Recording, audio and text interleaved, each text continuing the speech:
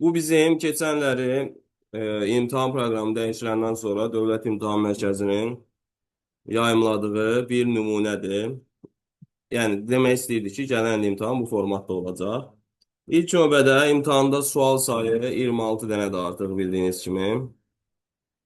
26 dənə sualımız var imtahanda. Bu 26 sualdan 4 dənəsi listeningdir.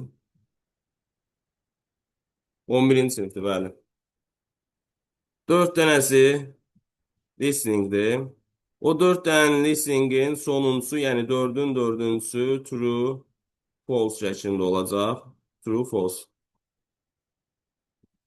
Sonra 26 sualdan 2 dənə readingimiz var. 2 dənə reading və hər biri 4 sualdan ibarət. 4 sual, 4 sual. Yenə 4-ün dördüncüsü true, false'dur. 4-ün dördüncüsü true, false'dur. İndi hər biri neçə bal verir, onlar haqqında da danışacağım sizə. Deməli, bir dənə essemiz var. Esse. Bir də uşaqlar yerdə qalır nə qədər? Bax, 8, bu da 4, 12, 13, 13 dənə də qrammatika sualımız qalır. Yerdə qalan 13 dənə qrammatika sualı var. Keçənləri bilirsiniz ki, 11-ci siniflərdə 7 dənə açıq sual var idi. Onun 3 dənəsi listeningdə idi, 4 dənəsi readingdə idi və açıq suallar şagirdlər üçün problem yaradırdı. Çünki cümlə şəklində yazmaq lazım idi və sair özdə 2 qat bal verirdi. Demək olar, əksər şagirdlərin problemi elə açıq suallarda olurdu. Artıq bu ildən sizdə heç bir açıq sual yoxdur. Maksimum 3 dənə true false var, onlara da açıq demək olmaz. Çünki hər cümlənin altında A, B variantı var. Yəni ya true ya da false olaraq işarələyirsən. Bəs bizim qiymətləndirməmiz necə olacaq? Deməli uşaqlar, bütün suallar, hər sual 3.3 bal olmaqla qiymətləndiriləcək. Bir dənə essenin balı yüksəkdir. Essemiz verəcək bizim 17.5 bal təxmini. 17.5 bal verəcək. Bu da o deməkdir ki, uşaqlar, bizim essesiz yerdə 82.5 balımız qalır. Yəni, sən esseni yazmasan və yaxud da 0 bal verilsə sənin essevə 82.5 balın qalacaq. O da digər bütün sualların hamısını düz yazarsan əgər. Onun da ehtimalı bilirsən, yəni maksimum deyil. İndi zaten çalışqan şagird, məsuliyyətli şagird elə esseni də düz yazardı. Da niyə o 0 alsın ki essedən? Yəni qısaca deməyim odur ki, esse yazmayan şagird, esseni yaza bilməyən şagirdin nəticəsi yaxşı ola bilməz və biz maksimum yaxşı nəticə istəyirik. Ona görə bütün gücümüzü esse yazmağa vurmalıyıq. İndi mən onun üçün də həm YouTube-da izah eləmişəm bir dəfə, həm də bugün sizə nümunə üzərində izah verəcəm esse yazma haqqında. Bundan əlavə uşaqlar, bu gördüyünüz hər bir bənd var, qrammatik olsun, esse, listening, reading, bunların hər birinin ümumi ortaq özəlliyi lüğətdir. Qrammatikanın da lüğətdir. Uşaqlar, əksər suallar qrammatikada lüğət bazası tələb edir. Ümumiyyətlə, sən dildən danışırsansa, sənin lüğət bazan olmalıdır. Lüğətsiz heç bir məzunlar da bu tip imtahan verəcək, bəli. Lüğətsiz heç bir skillin inkişaf eləməyəcək, heç bir bacarığının inkişaf eləməyəcək. Ona görə də hər dərs mənə lüğət cavab verəcəksiniz, özlə mükəmməl səviyyədə cavab verəcəksiniz. Yəni, bilmədiyimiz söz qala bilməz. Bütün gün oturursunuz, lüğət oxuyursunuz, səhərdən axşama kimi. Lüğəti olan şagirdin heç bir problemi olmayacaq. İndi gəlin sizə mən burada imtahan modelini göstərim birinci. Baxın, bu yuxarıda verilmiş listeningin mətn formasıdır. Bu bizə lazım deyil. 9-cu sinifdə belə deyil, əvvəlki sistemdir. Yəni, şəkil üzrə 3 dənə şəkil verir. 35 sözdən ibarət bir hekayə yazmalısan, 9-cu sinif çox asandır da. 35 sözdən ibarət sadəcə hekayə yazırsan. Yenə 4 dənə listeningdir, biri true false olmaqla, 3 dənə short textdir, 13 dənə qrammatika sualıdır, sonuncusu açıq sualıdır, 5 dənə də reading sualıdır, böyük mətn sualıdır, onun da sonuncusu açıq sualıdır, amma hamısı eyni bal verir. Bir dənə esse.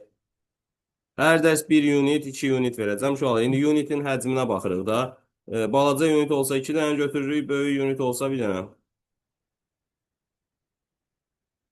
Yaxşı, Əsma. Deməli uşaqlar, buradan 4 dənə sualımız var. Sual tipləri standartdır. Genəldə hər birində, yəni bütün listinqlərdə eynidir. Birinci sual what the passage mainly about? Mətn nə haqqındadır? Sonra verilmiş suala cavab ver və cümləni tamamla deyir. Bir də sonuncu sual true false-dur. True false-un qiymətləndirilməsini sizə deyəcəm. Yəni bu imtahanda necə qiymətləndirilir? Fikir verin, 4 dənə cümləmiz var. Hər birinə true və false olaraq bir variant seçməlisən. Deməli uşaqlar, əgər 4 dənədən 4-ünü də yazırsansa, bunu 100% olaraq qiymətləndirilir. 100%-in balı nə qədərdir? 3,3 bal. Çünki bir sual 3,3 bal təşkil edir. Əgər 4 dənə true false sualından 3-ünə cavablamısansa, yəni 3-ünü cavablamısan, bu 50% kimi qiymətləndirilir. Bunun da 50% hardasa gəlir 1,65 təxmini, 1,65. Təxmini buna uyğun gəlir. 4-dən uşaqlar 2-ni, 1-i və yaxud da heç cavablamamısansa, buna artıq 0 bal veriləcək. Yəni sən true false suallarından minimum yarı bal alma imkanın var, amma 3 dənəsini cavablasan əgər, 4 dənəsini cavablasan da tam bal alacaqsan. Bu aydındır dediyim. Bəli. Bəli, müəllim. 3-ü düz, 1-i səhvdirsə 50% verilir uşaqlar. 3 düz, 1 səhv 50%. Yaxşı, davam edirik. Sonra qrammatika sualları gəlir. 5-ci sualdan 17-ci suala qədər qrammatika suallarıdır. Açıq sual filan dediyim kimi yoxdur. Qrammatikanın zaten tədris il boyunca bütün mövzuların hamısını keçəcəm sizə. Heç bir probleminiz qalmayacaq. Sonra reading gəlir. Dövlət İmtahan Mərkəzi dediyinə görə readinglərin biri digərinə nisbətən daha asan olacaq. Amma mən bu nümunədə də elə bir şey görmədim, nə də hər hansısa bir sınaq kitablarında filan elə bir şey görmədim. Demək olar ikisi də eyni səviyyədədir. İkisi də çətin deyil, ikisi də asandır demək istəyirəm yəni. İngilis dilində ümumiyyətlə listening readingləri çətin salmırlar. Bax son 5 il, 6 ilə baxsaq, güya keçən illəri çətin idi ki, keçən nəyi çətin idi ki, uşaqlar sadəcə birinci mərhələdə 15-i olan imtahanda vaxtı düz bölmədilər. Vaxtının çoxunu sərf elədi Azərbaycanda. Azərbaycan dili çətin idi. Bir də ayıldı ki, vaxt qurtarıbdı, mən ingilis dilini yazmamışam. Yoxsa ingilis dili çətin deyil ki, bu hafta səviyyəsində idim. Sürət qrupuna qədər yox uşaqlar, sürət qrupu dekabrda açılır. Amma imtahana bir ay yarım qalmış, 2 ay qalmış bitirəcəyik, təkrara başlayacağıq. Sürət qrupu zaten birazdan açılacaq, dekabrda açılacaq olsa. Yeni çıxmış kitabların hamısını işlədəcəm uşaqlar. Bu arada toplu da bu həftəyə falan çıxmalıdır. Hələlik indi çıxana qədər köhnə topludur. Bəlkə də çıxıb. Dünənləri deyəsən hardasa görmüşdüm. Toplu da çıxmalıdır, yeni toplu çıxacaq. Digər kitablar təzələnib və hamısının PDF-ini çıxartmışam. Bir dənə güvən nəşriyyatının ümumi sınaqları qalıbdı. Onu da alıb PDF-ini çıxardacağam. Onu da zaten NAM mövzusunu bitirəndə qrupa 3 dənə ümumi sınaq atacağam. Oradan başlayacağıq işləməyə. Amma digər listening, reading kitabları da Samir Balakişevdir, Dünya Nigarlı olan hamısının PDF-ini çıxartmışam. 9-lara da 11-ci kitabından işləyəcəyik. 9-lara sadəcə problem nədir uşaqlar? Çünki mən 9 qrupu ayrıca açmamışam da. 9-larda problem nədir? Bizdə esse şey üzrədir, sual üzrədir, şəkil üzrə deyil. Zaten sən əgər 9-cu sinifsənsə və sən 100 sözdən ibarət esseni yaza bilirsənsə, sənin üçün 35 söz nədir ki, o bağça sualıdır. Onu yazmaq problemi olmayacaq. Bir də short textlər yoxdur. O da sən böyük mətn işləyə bilirsənsə, short texti işləmək sənin üçün heç nədir. 3 dənə short text olur da. Çünki mən ayrıca 9 qrupu açmağa imkanım olmadı da. Yəni o vaxt problemi oldu. Onun üçün ayrıca 9 qrupu aça bilmədim. Burada da hamısı. Ayrıca esse günü yox uşaqlar. Bu arada esse üçün mənim köməkçi müəlliməm var, Fidan müəllimə. Essələrinizin yoxlanmasına birbaşa Fidan müəllimə cavab verdi. Yəni mən Fidan müəllimənin nömrəsini qrupa əlavə eləyəcəm. Hər gün evə verdiyim, hər gün 2 dənə esse verəcəm evə, hər dərs, hər kitabdan. İndi kitabları da sizə PDF kimi göndərəcəm qrupa. Onların üzərində elə izah eləyəcəm. Listeningi, readingi. Bu günləri qrammatika mövzusu keçməyəcək. Bu gün dərs proqramı haqqında danışacağıq. Ümumiyyətlə esse necə işlənir, listening necə işlənir, reading necə işlənir, onların hamısını aydınlıq gətirəcəyik. İngilis dili üçün bir neçə yerdən işləyəcəyik uşaqlar. Dim toplusundan, təkcə dim toplusundan yox. Dimi işləyəcəyik təbii ki. Mən əlavə ümumi sınaqlar da atacağım. Hər mövzu bitəndə bir dənə ümumi sınaq atacağım. Hər mövzu bitəndə güvən nəşriyyatından 26 sualdan ibarət yenə ümumi sınaqlar oradan atacağım. Bir də öz sınaqlarımdan atacağım. Yəni bir yerdən işləməyəcəyik, qrammatikamı da, fərqli yerlərdən işləyəcəyik. İndi bizim iki dənə readingimiz var. Dediyim kimi şey baxımından, çətinlik baxımından çox da bir-birindən fərqlənən deyil. Sual tipləri elə şeylə, listeninglə eynidir. Yəni mətn nə haqqındadır? Verilmiş sualı cavab verin. Verilmiş cümləni mətnə uyğun tamamlayın. Bir də sonuncu sual true false.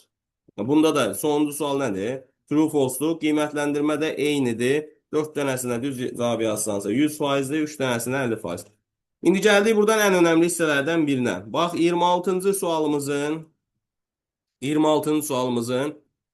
e, yəni essenin sonuncu keçən il Dövlət İmtahan Mərkəzinin qoyduğu tələblər, standartlar hansıdır 26-cı sual üçün? Hətta burada bir dənə də nümunə veribdim.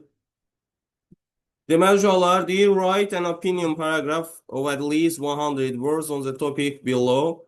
26-cı suala ən az 100 sözdən ibarət olmaq şərti ilə aşağıdakı mövzuya uyğun bir dənə paraqraf yaz və bizdən həmin paraqrafda bu punktları tələb eləyəcək. Yəni sənin imtahanda essevi yoxlayarkən burada yazılanlara diqqət eləyəcək ki, sən burada yazılanların hamısına əməl eləmisənmi? Bəs burada nə yazılıb? Gəlin baxaq görək.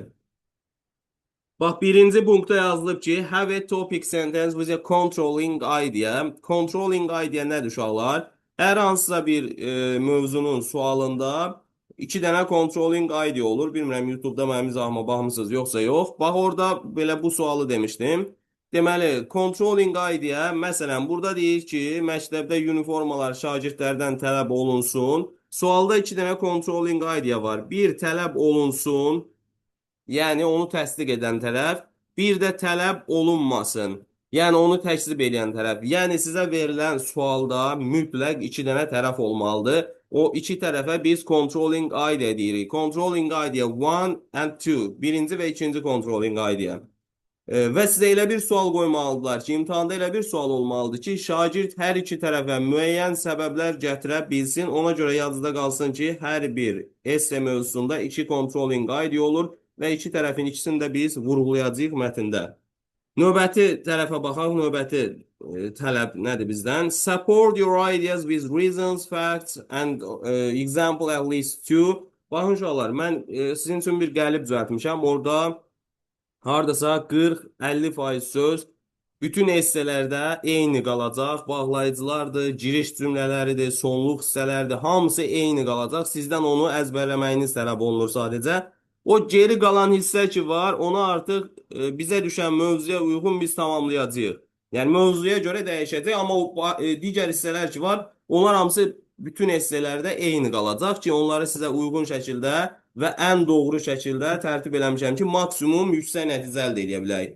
Burada deyir ki, öz ideyalarını səbəblərlə, faktlarla, nümunələrlə mütləq şəkildə göstər. İki dənə controlling idea yoxdur.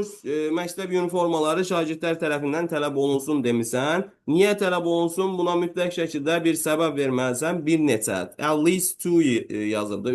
İki dənə minimum səbəb verməlisən. Və yaxud da tələb olunmasın deyirsən. Niyə tələb olunmasın deyirsən? Ona da səbəb verirsən. İstənilən verdiyin ideyanın səbəblərini yazmaq şərti ilə. Bu zaten var idi. Have a concluding sentence. Nə deməkdir? Bir sonluq hissə yaz. Bilirsiniz ki, hər bir essenin giriş hissəsi olur və sonluq hissəsi olur. Biz sonluğu da yazacağıq və sonluq üçün çox yaxşı qəlibdə bir cümlə tərtib eləmişəm. Yəni o esse yazanda həmin cümləni yazıb mövzuya uyğun tamamlasan, yəni tam ballıq cümlələrdir oradan. Növbəti hissədə bizdən deyir ki, state both sides of argument, yəni hər iki tərəf, mövzunun hər iki tərəfini vurğulamalısan. O iki tərəf nə idi? Yuxarıda yazdığım var, iki dənə controlling idea. Təkzib eləyən və təsdiq eləyən tərəflər. Express your ideas clearly and logically. İdeyanı, öz fikrini məntiqi və aydın şəkildə ifadə elə deyir. Bu nə deməkdir uşaqlar? Sizə hansısa bir tutaq ki, cümlə verirsiniz. Məsələn, buradakı cümlələrdən deyək, nümunə kimi. Tutaq ki, deyirsən ki, məktəb uniformaları şagirdlərdən tələb olunsun deyirsən. Sonra buna səbəb verməlisən axı. Niyə tələb olunsun? Niyə bu cümləni vurğulamısan? Məsələn, qayıdıb deyirsən ki, tutaq ki, məktəbdə dərs saatları çox uzun olur və şagirdlərin təhsil almasına mane törədir. Dərs saatları azaldılsın. Axı bu sənin dediyin cümlənin səbəbi deyil. Sən demisən ki, uniformalar tələb olunsun. Sonra başlayırsan dərs saatına aid bir nümunə verirsən ki, dərs saatları az olsaydı şagirdlərin tədris alması daha yüksək olardı, tədris keyfiyyəti qalxardı. Məntiqi o deməkdir ki, sənin verdiyin cümlənin səbəbi ona uyğun olmalıdır, onun açıqlamasını verməlidir. Onu demək istəyir burada. Növbəti hissədə deyir ki, use appropriate linking words. Uyğun bağlayıcılardan istifadə elə. Bax, bu hissəni sizin heç yazmanıza ehtiyac yoxdur. Çünki mən həmin o qəlibdə bütün lazım olan cümlələrin qarşısına bağlayıcıları özüm yerləşdirmişəm. Siz sadəcə onu qəlib üzərində tətbiq eləməyə bacarmalısınız. Onun üçün də gərək o qəlibi əzbər biləsiniz. Mən onsuz da hər dərs o qəlib üzrə sizə esse və essenin mövzularını var da indi bizim listening reading kitablarında. Hər dərs bir neçəsini verəcəm. Qəlibdə necə yazılıb o formada doldurub öz fikirlərinizlə təbii ki, çünki geri qalan hissəni mövzuya uyğun yazmaq lazımdır. Fidan müəlliməyə atacaqsınız, Fidan müəllimə də yoxlayacaq, sizə cavablarınızı deyəcək. Səhvlərinizi izah edəcək. Stay focused on the topic, yəni mövzudan kənara çıxma. Bizdə mövzu nədirsə, məsələn, uniformalar məktəbdə şagirdlərdən tələb olunması, tutaq ki. Sən də götürüb başqa şeydən yazacaqsansa, təbii ki, bu mövzudan kənara çıxmaqda artıq buna da 0 bal veriləcək. Ən önəmli sonuncu hissəyə baxın. Write in one paragraph, not in separate sentence or bullet points. Yəni, bir dənə abzasın içində yaz. Ayrı-ayrı cümlələr şəklində yazma. Bir də hər hansısa bir ayrıcı işarələrdən istifadə eləmə. Bullet points nədir uşaqlar? Nə defisdir, qoşa nöqtədir, ulduzdur, nə bilim, yekə bir nöqtədir. Hər hansısa bir cümlənin qabağına qoyub, onu digər cümlələrdən fərqləndirmək üçün istifadə elədiyimiz işarələr var. Onlar bullet points'dır. Bullet points. Yəni onlardan istifadə eləmək olmaz. Bir də uşaqlar, bizim essemiz böyükdür axı. Siz bəlkə istəyirsiniz onu götürüb abzaslara filan böləsiniz. Qətiyyən olmaz. Bir abzas olmalıdır. 100 söz, hamısı bir abzasın içində olmalıdır. Yəni bütün o 100 söz. Bir dənə də önəmli punkt mən əlavə edirəm. Xəttiniz çox qəşəng olmalıdır. Çox. Mükəmməl olmalıdır. İndi ola bilər də hansısa şagird tutaq ki, ingilis dili bazası çox qəşəngdir, hər şey əladır, söz bazası çoxdur, heç səhv buraxmır. Amma xətti yaman gündədir. Sənin yazdığını oxumaq üçün, sənin biliyinə qiymət vermək üçün birinci gərək orada nə yazmısan, onu başa düşək. Sənin yazdığını kimsə başa düşməyəcəksə, heç özünə oturub əziyyət də verməyəcək. Çünki orada 150 min, 200 min abituriyent hər il sənəd verir. Oturub orada özünü öldürməyəcək bir dənə abituriyentə görə. Yəni, xəttin pisdirsə, heç kim başa düşə bilmirsə, ona 0 verəcək, keçəcək. Sonra sən onu apellyasiya da versən, nə bilim, dünya məhkəməsinə də versən, heç nə eləyə bilməyəcəksən. Hansı sözlər sayılmayacaq deyəndə nəyi nəzərdə tutursan? Hansı sözlər sayılmayacaq? Hər şey sayılır, ayrı yazılan, ayrı yazılan. İstənilən bir nə yazmısansa, hamısı söz olaraq sayılacaq. Artikel olsun, nə bilim, to be'nin formaları olsun, ayrı yazılan hər şey. Bir dənə bu a lot of filan var. Bunların tərkibindəki e-ni ayrı, lotu ayrı, of'u ayrı götürməyəcəklər də. Bu bir yerdə bir sözdür. Bu bir yerdə bir söz olduğu üçün bunu bir yerdə götürəcəklər. Amma belə normalda artikel ayrı götürülür. Yox, onu da bir söz kimi götürəcəklər. Do-nu ayrı, notu ayrı yazar. O don't-u da bir söz kimi götürürlər, do notu da bir söz kimi. Çünki o qısaltması mümkünsə, əgər hər hansısa bir sözün qısaltması olan hər hansı. Bir də uşaqlar, mən sizə bir şey deyim. Siz orada bir dənə, iki dənə sözü problem eləməyin. Bizim yazdığımız essedə söz 150-ni keçəcək. 100-150 arası olacaq. 100-150. İndi mən oturum deyim ki, mən 100-ə çatdım, vəsə. Bəsdir də bundan artıq yazmayacağam. Essenin ardıcıllığı olmalıdır. Sən 100-ə çatanda bəlkə iki tərəfi vurğulamısan. Məsələn, side 1-dan side 2-nu vurğulamısan. Opinion, conclusion hissəsi qalıbdır. Bu esse bitməyib baxı. Onda deyəsən 100 oldu, bəsdir, daha yazmıram. Esse bitməyib baxı. Ona görə nə boyda bal kəsəcəklər səndən.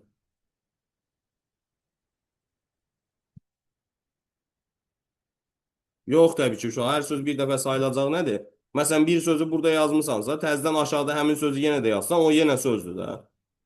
Elə şey yoxdur. İndi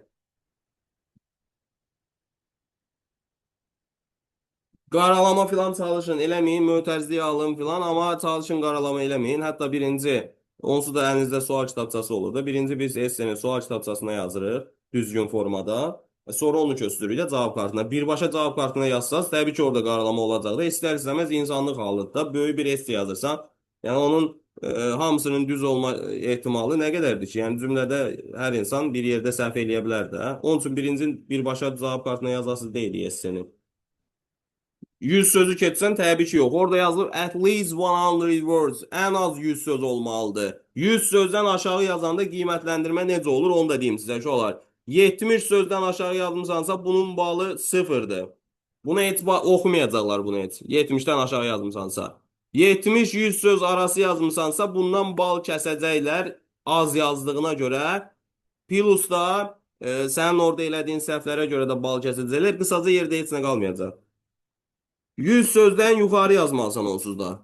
Yuxarı yazmalısan ki, sənin o söz limitinə görə balın kəsilməsin. Onsuz da bunu yoxlayan adam sənin səhvlərinə görə bal kəsəcək. Bir də söz limitinə görə kəssələr, vəbşə balın çox gedəcək.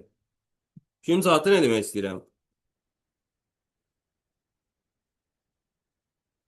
Ayso.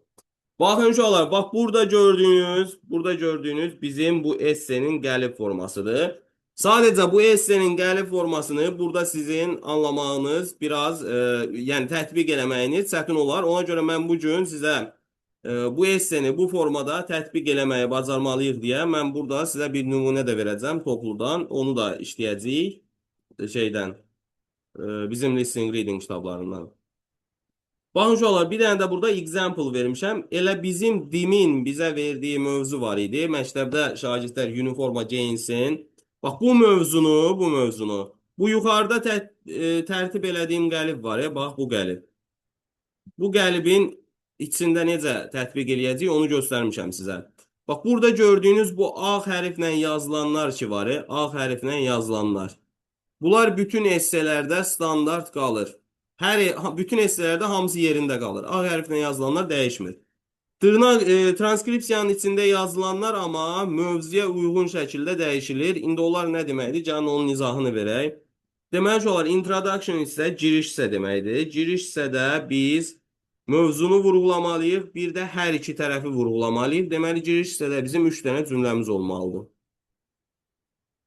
Giriş isə də 3 dənə cümlə olmalıdır standart. Birinci cümləmiz budur. It's widely believed that sonra topic is an important issue in today's world. Bu bizim birinci cümləmizdir. Burada sadəcə sizin yazacağınız bir dənə topic hissə yazılıb. O topic nə deməkdir? Bəzi şagirdlər bunu tam anlamır.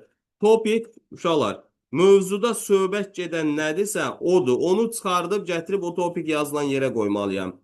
Burada cümləni bütöv gətirib yaza bilməzsən ora. Çünki niyə? Bu özü mübtədadır bu topik. Bundan sonra xəbər gəlir bax. Cümlənin xəbəri var. Deməli bizə təkcə mübtəda lazımdır da. Sualda söhbət gedən nədirsə, sadəcə onu çıxardıb gətirib yazsam kifayət eləyir. Məsələn, school uniforms. Bu təkcə söhbət nədən gedir? Məktəb uniformalarından, düzdür? Elə təkcə məktəb uniformalarını çıxardıb gətirib bura qoysam, school uniforms. Xəbər də avtomatik iz olmayacaq da ara keçəcək. Are an important issues in today's world. Yəni hamı tərəfindən inanılır ki, geniş şəkildə inanılır ki, məktəb formaları günümüzdə önəmli bir məsələdir, problemdir. Bunu qoydum, birinci cümləmiz olduğu yerində. Deməli bir söhbət gedən nədirsə, bir dənə onu çıxardıb gətirib birinci cümləyə qoyuram giriş hissədə. Başqa heç nə eləmirəm. Görürsünüz nə sadədir? Yəni geri qalan hissəni özüm tərtib eləmişəm sizin üçün. İkinci və üçüncü cümlədə iki tərəf yoxdur. Biri təsdiq edən, biri təkzib edən. Onlar introduction hissədə, dediyi introduction'da 3 dənə cümlə olur da, 3 dənə. Hər iki tərəfin ikisini də vurğulamalıyam. Bax, burada yazmışam. Introduction'da bir topic olmalıdır. Bir də both sides, hər iki tərəf. Toplam 3 dənə cümlə. Onun da geri qalan hissəsini, yəni əvvəlini mən yazmışam. Bunları dəyişmirsiniz ha. While some people think that, bəzi insanlar belə düşünərkən, digərləri as believe that, digərləri belə düşünür. İndi bu side one, side two nədir? Bax, burada qeyd eləmişəm. Bax, while some people think that. İndi biz bəzi insanların uniformaların tələb olunmasının tərəfdarı olduğunu, bəzilərinin amma tərəfdarı olmadığını deməliyik. While some people think that uniforms should be required. Bu cümlə elə bizim şeydəki cümlə ilə eyni olacaq. For all students. Sualdakı cümlə ilə. Baxın. Deməli, mən side one-ı yazanda birinci tərəfi. Elə sualda verilmiş cümləni gətirib yazıram, amma da sual formasında yox da, bu şudur. Gətirib əvvəlinə qoymuram, şudu keçdirəm xəbərin önünə. Baxın, uniforms should be required for all students. Burada da heç nə dəyişmədim. Sualı gətirib yazdım, amma nəqli formada. Bir saat yarım, 2 saat aralığında olur dərsin müddəti. İndi dərsin böyüklüyündən baxır da. Yəni biz 1 saat yarım, 2 saat ərzində keçəcəyik. Elə mövzu olacaq, biraz uzun olacaq. Məcbur 2 saat keçəcəyik. Nə vaxt bitdiyi 1 saat yarım, 2 saat ərzində yekunlaşdırır. Bunların hamısını qrupa atacağım onsuz da, narahat olmuyor. İkinci tərəfdə də Azəs Belizət indi digərləri inanır ki, təzədən məktəb uniformaları şagirdlərdən tələb olunmasın demirəm. Çünki elə desəm, bir dənə not artırmış olacam da. Elə bil ki, bu birinci cümləni istifadə edib bir dənə not artırmış olacam. Shouldn't, tələb olunmasın. Bu da təkrar olur axı. Biz bilirik ki, essedə 2 dənə cümlə təkrar-təkrar yazılmamalıdır, bir-birini əvəz eləməməlidir. Onu başqa sözlə yaza bilərəm. Məsələn, Others believe that bu bizim qəlibin cümləsidir, olduğu kimi qalır. Students should be free to choose their own clothes. Yəni öz paltarlarını seçməkdə sərbəst olmalıdırlar. Bu bərabərdir nəyə elə? Uniformalar şagirdlərdən tələb olunmamalıdır. Yəni ikinci cümləni İnkarla verməyin yerinə, inkarla versəm artıq birinci cümləni təkrar eləmiş olacam. Başqa sözlərlə yazıram, mənası eyni olur. Yəni tələb olunmamalıdır deməliydim. Yazmışam ki, sərbəst olmalıdırlar öz paltarlarını seçməkdə. Qısaca bizim introduction hissədə 3 dənə nəyimiz olmalıdır? Cümləmiz olmalıdır. Və onların da 80%-ni bu gün sizə işləyəcəyəm. 80%-ni mən özüm nə etmişəm? Tərtib eləmişəm. Sonra uşaqlar gəlir body 1. Body 1 yəni birinci tərəfdir. Bax burada controlling idea yazılıb. Controlling idea birinci tərəf. Yəni şagirdlərdən uniformanın tələb olunsun, olunmağını istəyənlər. Bax bunun da on the one hand many people agree that bu hissəsi qəlibdə var. Bax burada var. Qəlibdə olan cümlələrə dəymirəm, çünki onlar çox yaxşı, bağlayıcılarda çox yaxşı feillərdir. Həm söz ehtiyatını artırır, yəni söz sayını artırır, həm də daha yüksək bal almanızı təmin eləyəcək. Ona görə qəlibdəkilər əzbərlənəsi şeylərdir. Geri qalan hissələr. İndi birinci cümlədə şagirdlərin uniforma geyinməsini tələb etsinlər, tələb olunsun demişdim. Təzədən o cümləni olduğu kimi yazmıram. Yenə onu dəyişib başqa bir ifadə ilə verirəm. Çünki təkrar-təkrar yazmaq artıq balın kəsilməsinə yol açacaq. Eyni mənanı saxlayıram. Başqa sözlərlə yazıram. Məsələn, uniforma geyinmək helps create a sense of equality among students. Şagirdlər arasında bərabərlik hissi yaradır deyirəm. Bu da tələb olunmasına bir nümunədir. Yəni o tələb olunmasını istəyənlər bunu deyir. Sonra bunu yazandan sonra burada da 3 dənə minimum cümlə olmalıdır. Burada da 3 dənə cümlə olmalıdır. Birinci hissədə bir dənə giriş cümləsi verirəm. Həmin o birinci tərəfə body 1-a giriş hissəsi verirəm. Sonra da minimum 2 dənə nümunə verirəm. Niyə belə deyirəm? Məsələn, niyə insanlar tələb eləməlidir ki, uniforma geyinilsin məktəbdə? Qrammatika bu gün verməyəcəm uşaqlar. Bu gün hələ birinci dərs proqramı ilə tanış oluruq. Esseni izah eləyəcəm, listening, reading necə işləyəcək, onu izah eləyəcəm. Gələn dərsdən qrammatika. Because everyone looks the same regardless of... Bax bu bağlayıcılar da hamısı yerində qalır. Burada da bağlayıcıları göstərmişəm. Baxın hər özə məsələn because-u 2 dəfə yazmaq olmaz. Və yaxud da furthermore-u 2 dəfə yazmaq olmaz. In additional-u 2 dəfə yazmaq olmaz. Hər dəfə fərqli bağlayıcılar lazımdır. Və mən burada hər dəfə fərqli bağlayıcı vermişəm. Baxın. For instance, this is mainly because, furthermore, however, və s. şeylər qalır yerində. So məsələn. So. Bir dənə burada because var. O da bağlayıcı kimi istifadə. 2 cümləni bir-birinə bağlayıb deyə verilib. Yəni bunu hətta as-la da əvəz eləmək olar. Because-ın sinonimi as-dır da bilirsiniz. As-la da əvəz eləmək olar. Because everyone looks the same regardless of their background. Yəni hər kəs öz maddi durumundan asılı olmayaraq, öz evdə qoyduğu problemlərdən asılı olmayaraq eyni görünür. Bir dənə də nümunə verirəm. Şagirdlər müxtəlif iqtisadi maddi səviyyələrdən asılı olmayaraq məktəbdə eyni paltarı, müəyyən bir paltarı geyinirlər. 2 dənə cümlə versəm kifayət eləyər 2 səbəb. Eyni şəkildə keçirəm body 2-ya. Yenə 2 dənə cümlə verirəm buna. Sonra opinion və conclusion hissəsi var. İndi bir dənə essay üzərində hamısını götürüb bir yerdə izah eləyəcəyik. Sonra bak burada body tune'u yazandan sonra nümuneler verenden sonra opinion gelir. Opinion nedir? Sonra sen axırda iki tərəfin də vurğulayıb səbəblərini nümunə ilə izah eləyəndən sonra öz fikrini deyirsən. Yəni birini seçirsən, o tərəflərdən birini seçməlisən. Məsələn, however I believe that, amma mən inanıram ki, ya uniforma tələb olunsun, ya da tələb olunmasın. Birini seçirsən. Məsələn, mən inanıram ki, uniforma tələb olunmalıdır, çünki o disiplini və artırır, nə bilim, distraction, fikri yayınmağı azaldır. Conclusion da sonluqdur. Conclusionda da bax bu cümlə çox yaxşı cümlədir. Bu qəlibin cümləsidir, qalır yerində. Bunu mütləq deməlisən. In conclusion, although both sides have valid points, hər iki tərəfin keçərli arqumentləri, səbəbləri olmağına baxmayaraq, aydın görsənir ki, təzədən öz fikrin nədirsə, onu bir də burada vurğulayırsan fərqli sözlərlə. Məsələn, demişdin tələb olunsun, deyirsən ki, school uniforms, məktəb uniformaları bir neçə istiqamətdə şagirdlərə faydalıdır. Öz fikrini təzədən burada təsdiqləyirsən. Bu oldu bizim esse qəlibimiz. Bir dənə nümunə vermişəm qəlibdə, bir də qəlibin özünü yazmışam. Ağ hərflə yazılanlar standart qalacaq. Qəlibi də qrupa göndərim, sonra indi mən onun göndərirəm qrupa.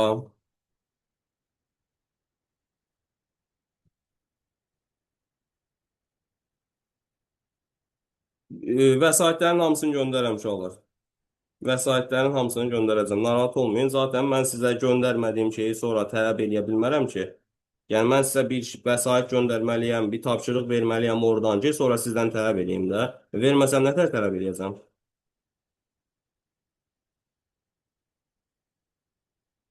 Gücləndirmək üçün uşaqlar, birinci Nuray, sənin söz bazan olmalıdır. Çoxlu lüğət öyrənməlisən. Lüğət də hər dərs evə verəcəm. Hər dərs evə lüğət verəcəm.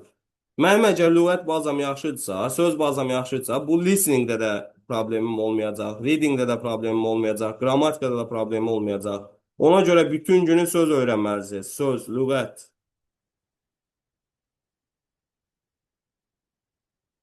Söz bazan yaxşıdırsa, çox yaxşıdırsa, bu qəlib üzərində artıq yaza biləcəksən. Niyə? Çünki qəlibdə bütün istiqamətləri göstərmişəm. Yəni harda nəyi yazmaq lazımdır? İndi nümunə də yazacağam, bir dənə bir yerdə yazacağıq. Daha aydın başa düşəcəksiniz və qəlibdəki cümlələrin 50%-i, sözlərin 50%-i standartdır. Yerində qalacaq, dəyişməyəcək. Dərsi, lüğəti bu gün verəcəm. Gələn dərs öyrənib danışacaqsınız.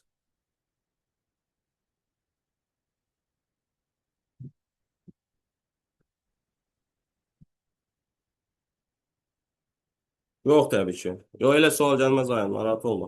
Elə sual qoyacaqlar ki, hər şagirdin o sual haqqında fikri olsun. Yəni bu günə qədər heç vaxt elə sual gəlməyib ki, sizdən hər hansısa bir coğrafi bir yer və yaxud da tarixi bir hadisə, dəqiq məlumat tələb edən bir şey istəmirlər heç vaxt. Səndən hər zaman hər kəsin öz şəxsi fikri olan, hər kəsin fərqli fikri olan bir sual istəyirlər. Təbii ki, təbii ki, lüğət bazan olacaqsa, digərlərinin heç birində problemli olmayacaq. Onları da necə işləmək lazımdır, onların mən izahını verəcəm uşaqlar. Listening, reading necə gücləndiririk, onların izahını verəcəm. İndi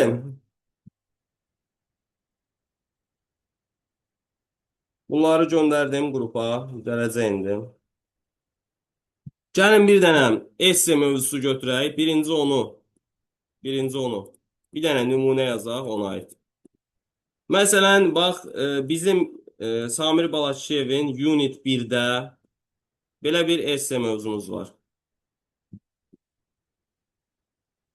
Yeni toplu çıxmayıb, amma həftə ərzində çıxar yəqin ki. Bu həftə olmadı, gələn həftə yeni toplu çıxacaq. Hələlik köhnə toplumun PDF-ini göndərdim, keçənki toplumu. Çıxana qədər ondan işləyəcəyik. Çıxandan sonra da yeni toplumu özüm çıxardacağım PDF-ini, göndərəcəm qrupa. Narahat olmayın ona görə də.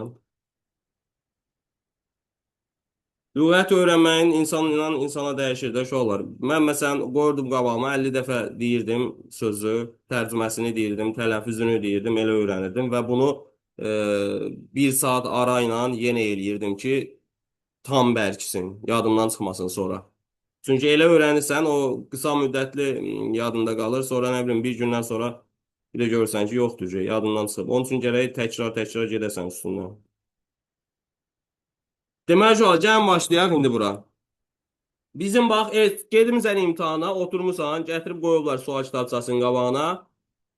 Bu sual çıxıb da essedə qabağına. 9-cu sinifin dimin mən heç 9-lara da işlətməmişəm heç vaxt uşaqlar. 9-cu sinifin dimi yararsızdır. Niyə yararsızdır? Çünki orada mövzular tam yoxdur. Orada iki dənə hissəni birləşdirib bir dənə toplu eləyiblər. Sizcə bu normaldır? Orada nə qədər mövzudan, nə qədər kənar şeylər qalıbdır. Yəni lazım olan şeylərin çoxunu yerləşdirə bilməyiblər də. İki toplunu birləşdirib bir dənə kitab eləyiblər. Ona görə mən 9 heç vaxt istifadə eləmirəm. Aydındır? Deməli, birinci bizdə nə gəlir? Introduction hissəsi. Giriş isə yəni. Giriş hissədə uşaqlar bizim neçə dənə cümləmiz olmalıdır? 3 dənə. Bayaq demişdim axı, düzdür? İndi yadımızda qalır da ardıcıllıq. Birinci cümlə, ikinci cümlə, biraz aşağıdan yazaq. İkinci cümlə, üçüncü cümlə. Mən bilirəm ki, mənim giriş hissədə 3 dənə cümləm var. Bu hər zaman belə olacaq. Birinci cümlə standartdır. Bir dənə topic hissəsini yazacağıq. Məsələn, cümləmiz necə idi? It's wildly.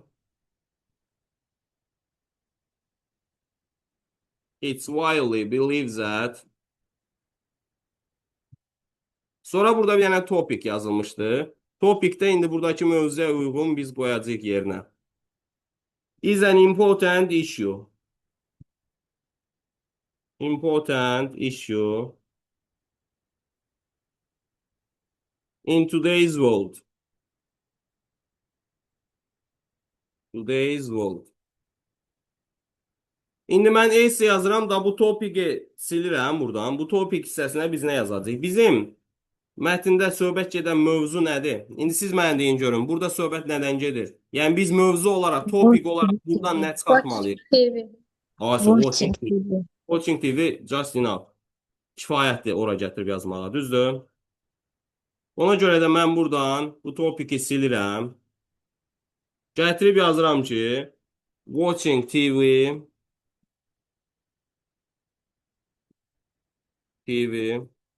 is an important issue in today's world. Bu bizim birinci cümləmizdir, girişsə. Gördünüz artıq birinci cümlədə bəlkə burada 13-14 dənə söz var elə.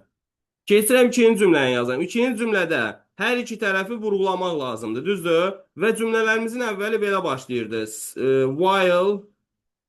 While some people believe that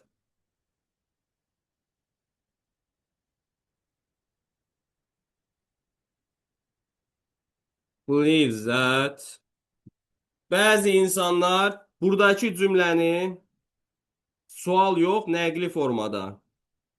Sorry, buradan. Gətirib yazıram. Burada da heç nə dəyişmir. Burada da artıq mən heç nə eləmirəm. Qəlibdən istifadə edirəm, cümlə hazırdır. Watching TV is a waste of time. Fikir verin, hələ mən öz cümləmi yazmamışam. Özüm bir dənə söz əlavə eləməmişəm. Hələ heç nə eləməmişəm. Bax, istənilən bir mövzudur qabağımıza çıxıb, onu qəlib üzrə tətbiq edirəm. Is a waste of time. Bundan sonra artıq eləməliyik. Özümüz əlavə eləməliyik. Bəzi insanlar düşünür ki, televizora baxmaq vaxt israfıdır. Others believe that. Others say that. Believe-i təkrar yazmıram. Digərləri deyir ki, artıq burada təzədən gətirib televizora baxmağın vaxt israfı olmadığını bir dənə not artıraraq desəm, artıq bu boyda cümləni təkrar eləmiş olacağam. Ona görə də mən bu səhvi eləmirəm, bu tələyə düşmürəm. Onun yerinə televizora baxmağın vaxt israfı olmadığını fərqli sözlərlə. Məsələn, deyə bilərəm ki, başqaları deyir ki, televizora baxmaq bir əyləncə yoludur, metodudur. Watching TV müsbət cəhətlərinə aid bir dənə şey yazmalıyıq da. Bir mənfi, bir də müsbət cəhət vurğulayırıq. Burada mənfi cəhət vurğulamışam, burada da müsbət cəhət. Watching TV is a tutaq ki, way of entertainment.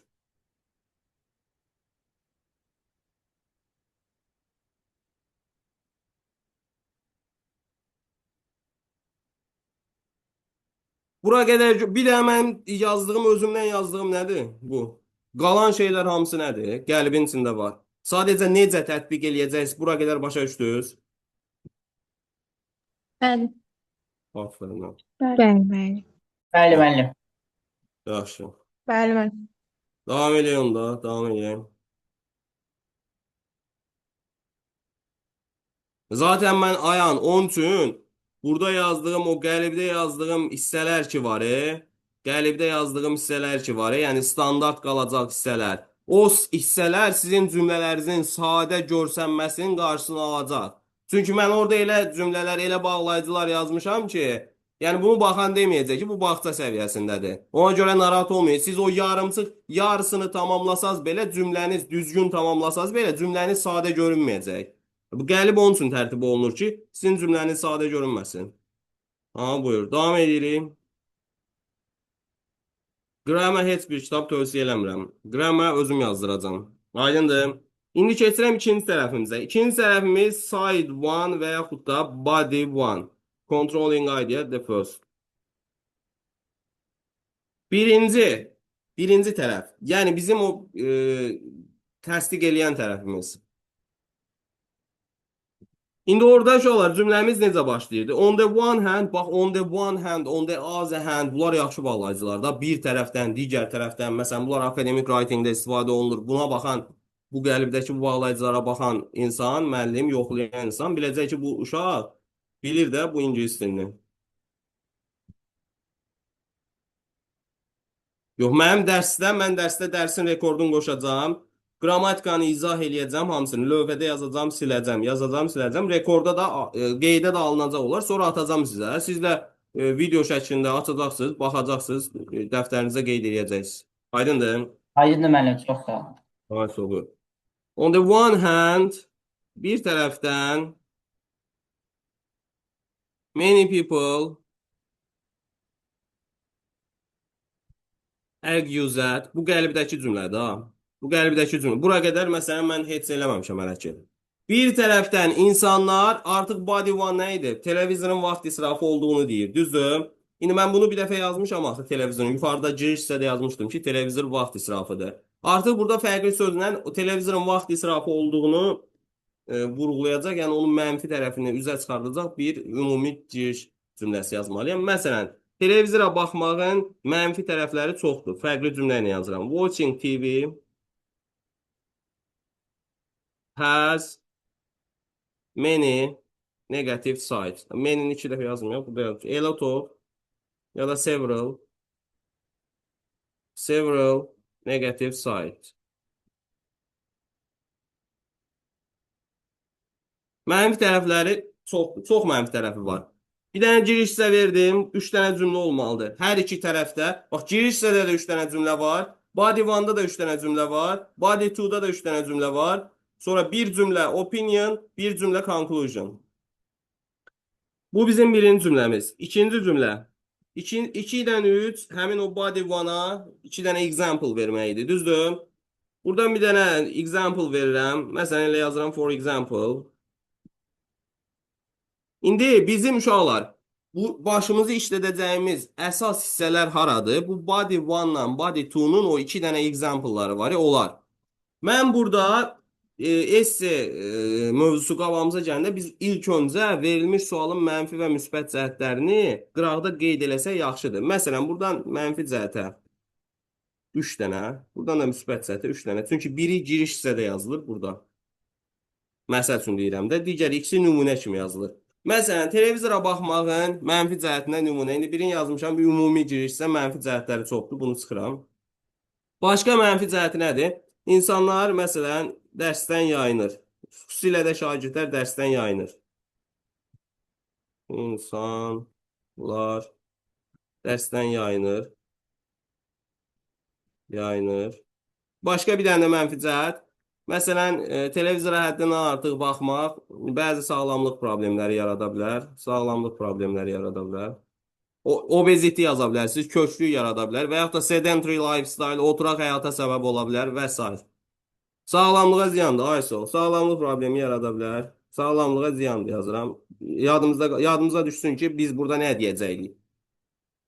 Sonra müsbət tərəfinə də deyərik sonra. İndi mən burada mənfi cəhətinə 2 dənə nümunə yazmışam. Bunları tətbiq etməyə çalışıram. Məsələn, insanlar dərsdən yayınır. Məsələn, deyirəm ki, watching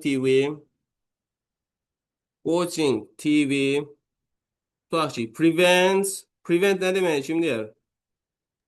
Qarşısını alma. Aferin. Prevent Qarşısına.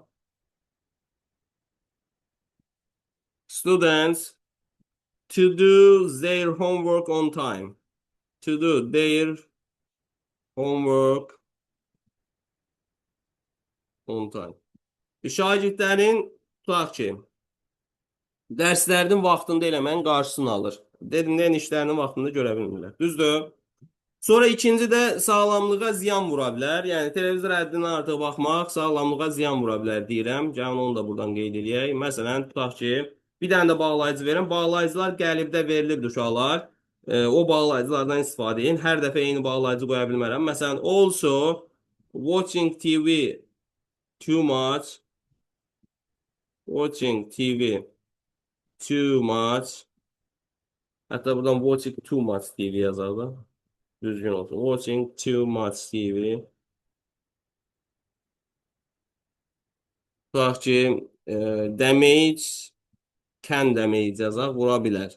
Vurur yox, vura bilər deyək. Can damage people's health. Sadə cümlələrdir bunlar uşaqlar. Sadə, amma sadəcə bağlayıcı ilə verilib, qəlibə salınıb deyə qəşəng görsənir. Elə onun üçün qəlib lazımdır. People's health. 2 dənə cümlə yazdım buna. Düzdür?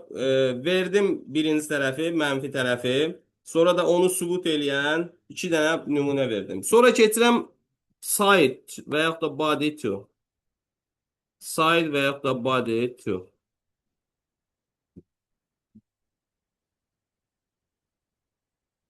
Ayso, bu qəlbə əzbərləsə hissə hazırdır. Təbii ki, indi o yerdə qalan hissələrdə bizim biraz lüğət bazamız olacaq. İnşallah ki, yəni işimizin adı nədir? Burada lüğət öyrənirik, listening işləyirik, reading işləyirik. O geri qalan hissəni də tamamlasam, essen hazırdır. Side to da bayaqki eyni şəkildə bizim birinci qəlibdə olan cümləmiz on the other hand, on the other hand. On the one hand bir tərəfdən deməkdir, on the other hand digər tərəfdən tutaq ki, others claim that digərləri iddia eləyirlər ki, indi burada mən televizorun müsbət tərəflərini deməliyəm və televizorun vaxt etkisi olmadığını demək istəyirəm. Bunu fərqli cümlə ilə verməliyəm. Birinci dəfə yazmışdıq ki, televizor əyləncənin bir növüdür. Burada da yazaq ki, televizora baxmaq bəzi üstünlükləri var. Televizora baxmağın ümumi bir dənə giriş hissə verib, sonra həmin o üstünlüklər nədir, onu verə bilərəm. Məsələn, televizora baxmağın bəzi üstünlükləri var, necə deyə bilərəm? Watching TV has some advantage. Təkrar cümlələr olmasın deyə.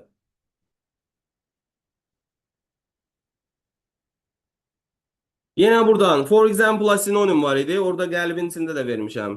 For instance. For instance. İndi biz buradan müsbət cəhətlərinə 2 dənə ideya yazmalıyıq. Müsbət cəhətlərinə. Məsələn, televizora baxmaq hər hansısa bir informasiyanı asan əldə eləməyə kömək edir. Asan informasiya. Bir də insanların dünya görüşünü artırır. Məsələn deyirəm də. Televizora baxsan, nə bilim, ədəbiyyata baxırsan, musiqiyə qulaq assan və s. kinoya baxsan, bu insanın dünya görüşünü artırmağa kömək edir. Dünya görüşü. Qısa yazıram, qıraqdan yadıma düşsün ki, müsbət cəhətləri nə idi? Məsələn. Təbii ki, yaza bilərsən. Burada Watching TV 200. Yox, onu kəsməzlər. Niyə? Watching TV bizim topik daxil. Yəni sən onu məcbur yazmalısan da Watching TV-ni. Çünki mövzu Watching TV-dir. Onu eləməzlər. Mövzu odur axı. For instance, məsələn, informasiyanı asan əldə eləməyə kömək edir. Məsələn, onsuz da mən burada məcbur hər nümunədə Watching TV-ni mübtəda kimi verəcəm, çünki mövzu odur.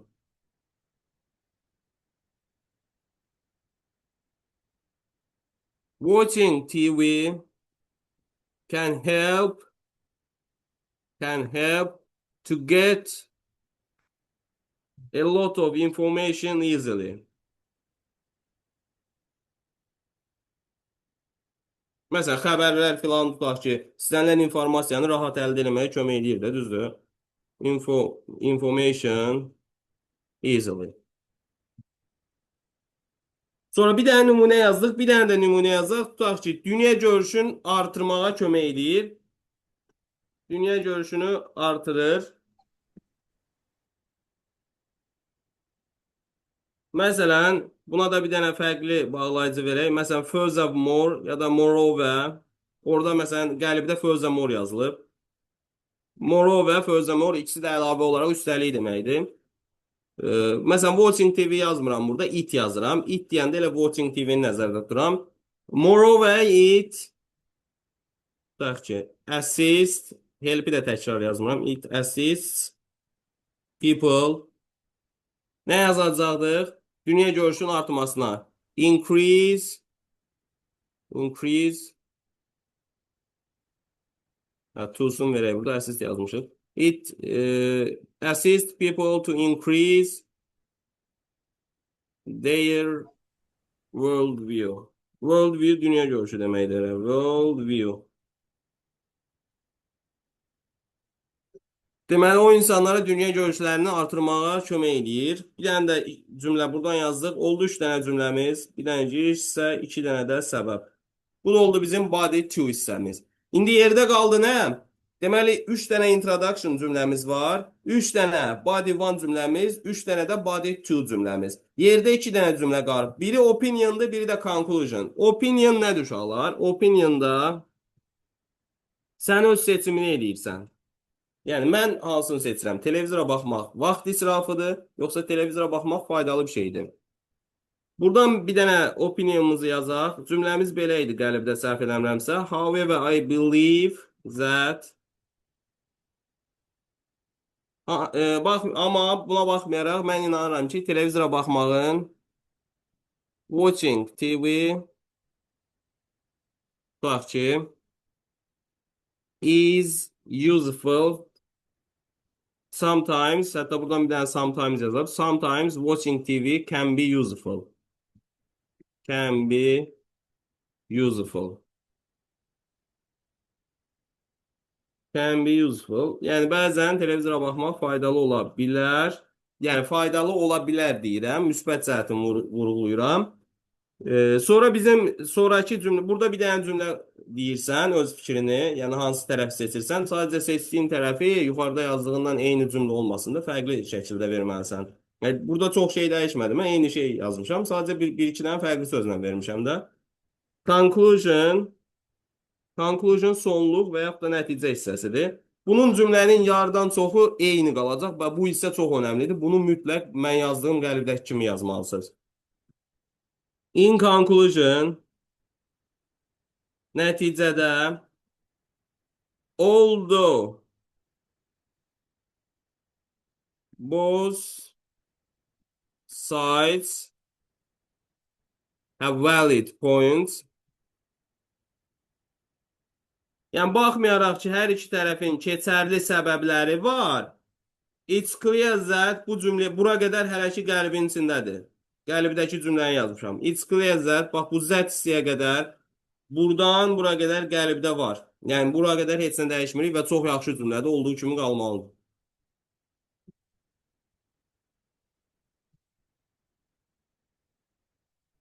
Individuals da olar, az yaxşıdır. Individuals və yaxud da some yaza bilərsən, many yaza bilərsən. Onlar elə tək başına çox insanlar, çoxları, əksəriyyət vermək olar. It's clear that, aydın görünür ki, burada nə deməliyəm? Cümləni necə tamamlamalıyam? Yuxarıda yazdığımı təzədən vurğulamalıyam. Elə bir ki, deyirsən, baxmayaraq ki, hər iki tərəfin keçərli dəlilləri, sübutları var. Aydın görünür ki, sənin fikrin nədirsə, onu bir də deyirsən. Məsələn, televizora baxmaq, watching TV watching TV is beneficial. Məsələn, burada faydalıdır, useful vermişəm. Yazıram beneficial in many ways. O qəlbin içində də in many ways yazmışam. Amma o in many ways qalsın, o yaxşı cümlədir, yaxşı ifadədir. Bir neçə istiqamətdə insanlara faydalıdır. Is beneficial in many ways. Bu cümlənin 90% demək olar qəlbdə verilibdir. In many ways. Burada məsələn dəyişdiyim, yəni özümdən yazdığım hissə bax, altından xətt qoyduğum hissədir. Qalan hamısı qəlbin içində var. İndi necə tətbiq edəcəyik mövzunu qəlbə? Aydın oldu? Bəli. Bəli, müəllim. Yaxşı, indi gəlin bax, birinci mən listening haqqında danışım sizə. Bax, onlayn dərsdə böyük bir iş sizin öz üzərinizə düşür. Çünki onlayn dərsdə yalnız məsuliyyətli şagirdlər nəticə əldə edə bilər. Kimsə məsuliyyət göstərmirsə, 100 sözdən çoxdur, dəniz. 130, 150 belə. Kimsə məsuliyyət hissi yoxdursa, yəni işləmirsə, öyrənmirsə, çalışmırsa, mən onun gəlib başın üzərində duran deyiləm. Yəni onlayndır, siz nə başqa rayondasınız, başqa yerdəsiniz, mən buradayam. Ona görə kim çalışacaqsa, oxuyacaqsa, o nəticə əldə edəcək. Özü də görürsünüz, hər il nə qədər onlayn şagirdimiz yüksək nəticə əldə edir. Onlar əziyyət çəkirlər. Onlara biz USB ilə ötürmürük ki, buradakı şeyləri. Otururlar, bütün gün əziyyət çəkirlər, öyrənirlər, çalışırlar. Ona görə eləyirlər, nəticə əldə edirlər. Burada da deməyim odur ki, çalışacaqsınızsa nəticə əldə edəcəksiniz və burada çalışmaq daha çox sizin üzərinizə düşür. Deməli, şu an listeningin işləmə və təkmilləşdirmə qaydaları var. İndi onları sizə izah edəcəm. Listeningi birinci necə biz inkişaf elətdirə bilərik? Listeningi inkişaf elətdirmənin yolu nədir? Bunu gəlirik aşağı. Bu Samir Balakişiyevdə bu dediyim qaydanı tətbiq edə bilərsiniz, amma Dünya Nigarda yoxdur. Bu kitabın sonunda cavablar olan hissədə bir də dərsə qoşulanda atdığım testlərin, evə verdiyim tapşırıqların hamısının cavabını yoxlayıb sonra dərsə girirsiniz. Yəni, bura onsuz da baxça deyil ki, mən deyim, siz yoxlayasınız. Hamınız yetişkin insanlarsınız. Özünüzü alladası deyilsiniz. Ona görə yoxlayıb dərsə girirsiniz. Səhvlərinizi burada müzakirə edirik. Məsələn, deyirsiniz, falan sual səhvdir, mən onu izah edirəm.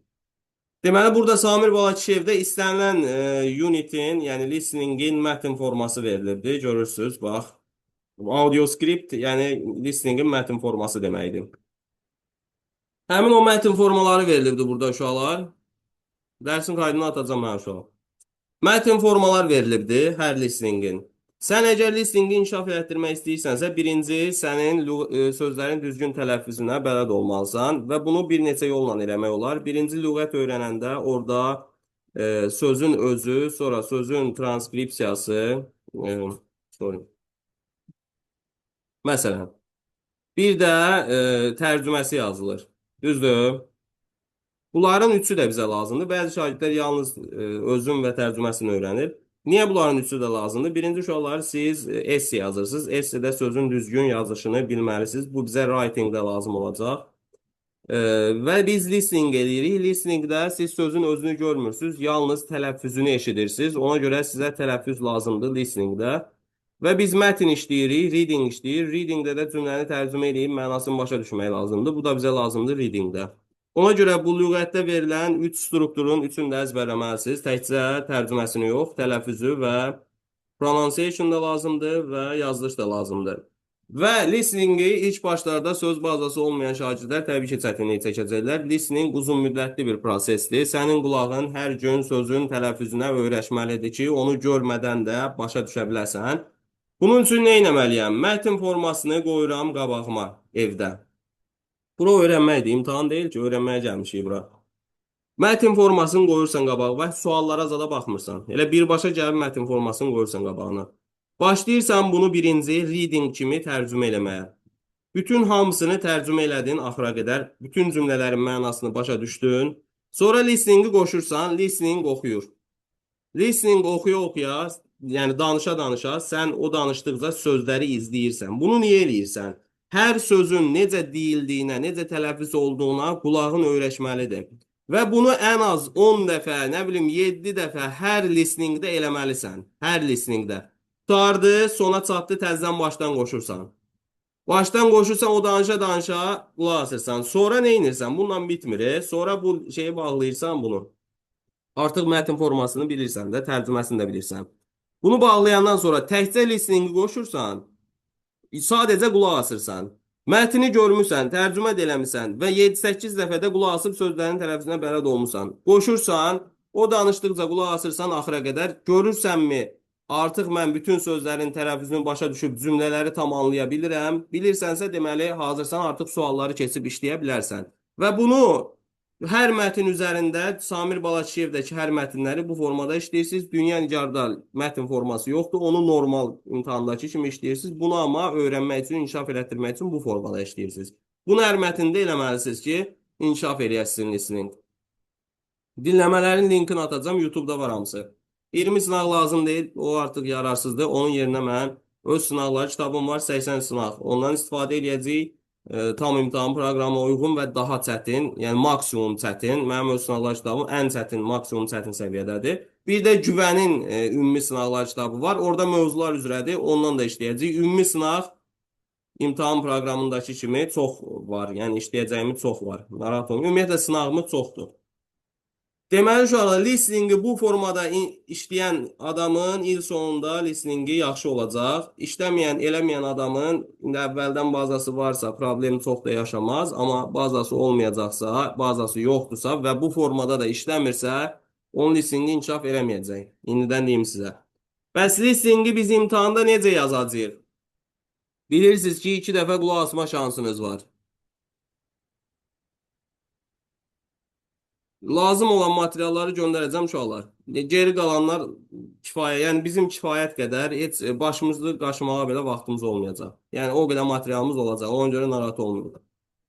Deməli, listeningin suallarını necə işləyirik? 2 dəfə qulaq asmaq haqqımız var, düzdür, imtahanda. Və listeningi işləyərkən hər hansısa bir cümləni tərcümə eləməyə imkanımız olmur. Çünki o başlayır danışmağa və oturub bizi gözləmir ki, filan kəs bu cümləni tərcümə eləsin, sonra mən davam eləyib danışaram. Danışıb çıxıb gedir və suallar ardıcıl, cavabları ardıcıl deyil listeningdə. Birin cavabın, sonra ikinin, sonra üçün, sonra dördün. Belə demir ki, yəni o oradan buradan danışır. Bəlkə üçün cavabı əvvəldə ola bilər, birin cavabı axırda ola bilər, ikinin cavabı ortada ola bilər və s. Ona görə bizim listeningi tam düzgün işləməyimizin qaydası nədir? Biz variantlarda gördüyümüz, suallarda gördüyümüz nə var, hamısını listingə qulaq asmamışdan qabaq tam aydın başa düşənə qədər tərcümə eləməliyik. Yəni burada tərcümə eləmədiyimiz bir dənə nöqtə belə qala bilməz listingə qulaq asmamışdan öncə. Xüsusilə də bu ikinci sualda cümlənin əvvəli necə idi, biz necə tamamlayacağıq, onu yadımızda saxlamalıyıq. Üçüncü sualda bizdən nə soruşur, yadımızda saxlamalıyıq. Variantları da tam tərcümə edib başa düşməliyik. Dördüncü sualın 4 dənə cümləsini öncədən tərcümə eləməliyik hamısını. Qısaca sən nə var hamısını tərcümə elədin. Sonra listening qoşulur, fikrin ancaq listeningdə olur, bura yox. Fikrin listeningdə olur. Listeningdə nə dediyinə diqqət yetirirsən, hansını eşidirsənsə artıq öncədən eləmirsən deyə ora yönəlirsən, cavabı qeyd edirsən. Yoxsa mən listening qoşula oturub burada bunu tərcümə eləyəsi deyiləm ki. Sən oturub listening danışa bunu tərcümə eləsən, o birilərin cavabı hamısı getdi də. Və başqa bir qeydimiz nədir? Bu ən önəmli qeyd idi. Daha öncədən hər şeyi tərcümə eləməliyik. Birinci sual, what's the passage mainly about? Mətnimiz nə haqqındadır? Bu bütün suallarda eynidir, həm listeningdə, həm readingdə. Bunu ən sonda yazırsınız. 2 dəfə qulaq asandan sonra. Ən sonda. Niyə ən sonda yazırıq?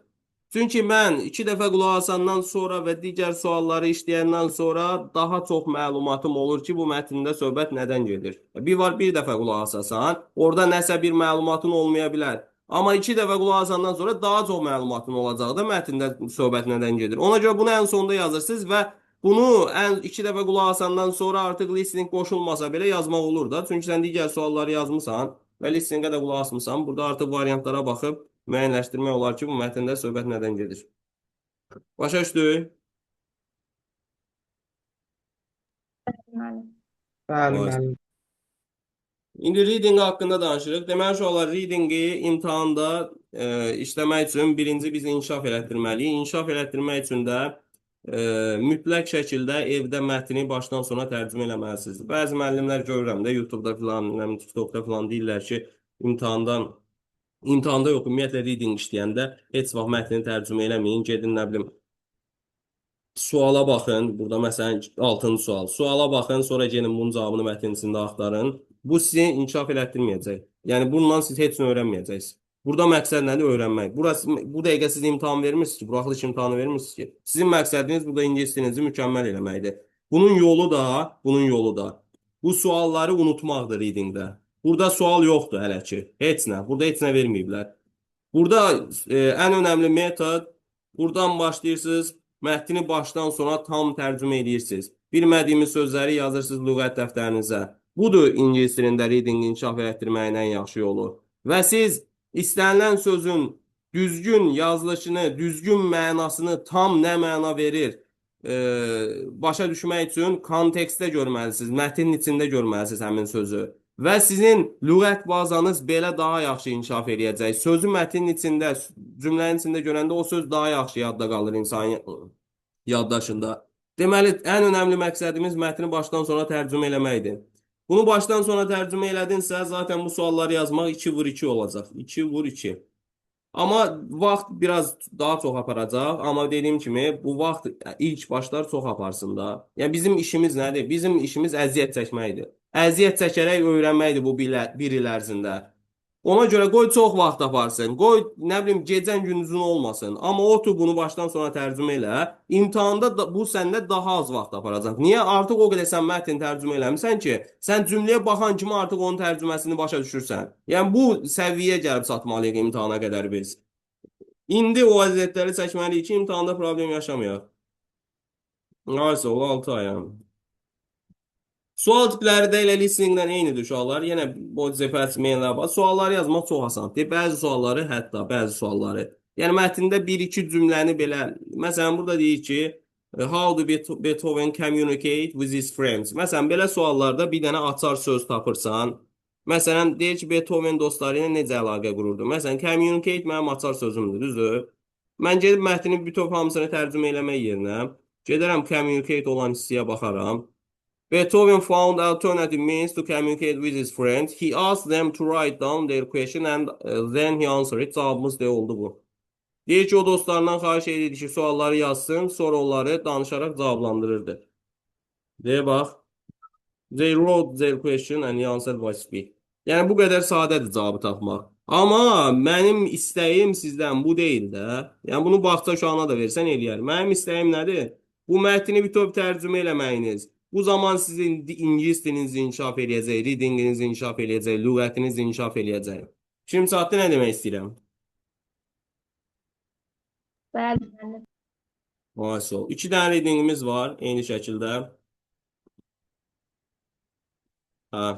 Bunun essesini artıq mən dedim burada. Yəni bir yerdə yazdıq.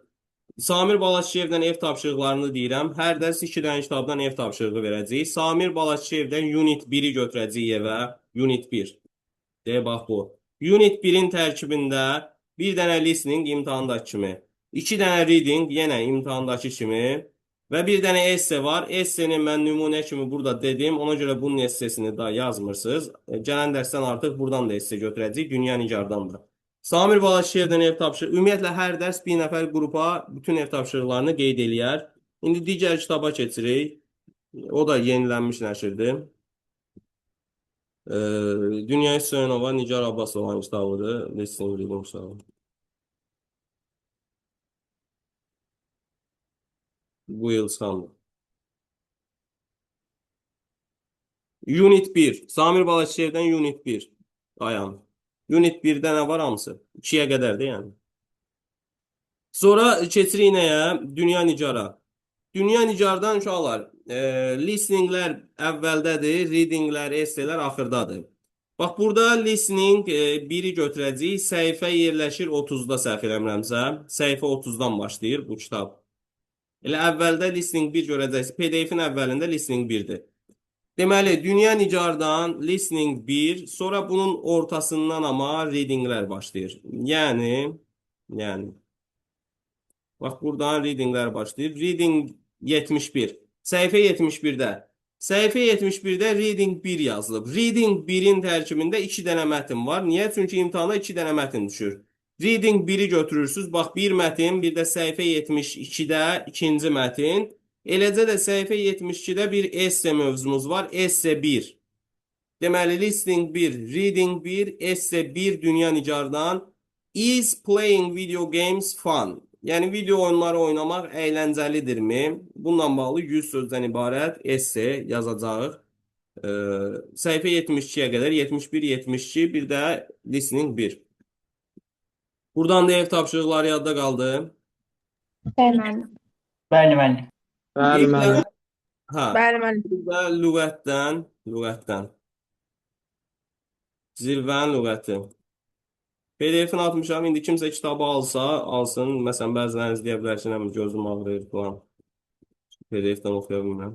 Deməli, canlar, zirvə lüğətindən burada başlayır səhifə 4-dən.